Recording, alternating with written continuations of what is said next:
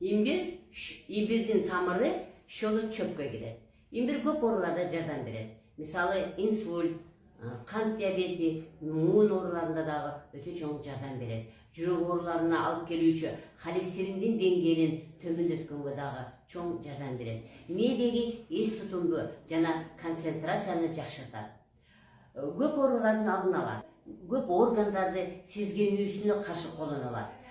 Тамак сиңирүүдө бул ферменттердин чыгуусун күчөтөт жана майларды эритүүдө жардам берет. Салмакты жөндөйт жана курсакты ток кармайт.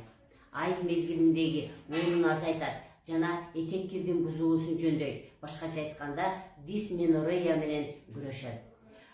Химиялык таблеткалардан ибупрофен, диклофенак, аспирин, башкача айтканда нестероидный противовоспалительный таблетки деп коет. Сезгенүүгө каршы колдонулуучу химикат таблеткалардын ордун натуралдык түрдө басат.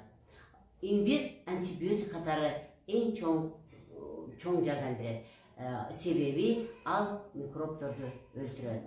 Сиздер табигый антибиотик, противовоспалительный таблеткалар менен колдонгуңуз келсе, анда имбирди ичиңиз.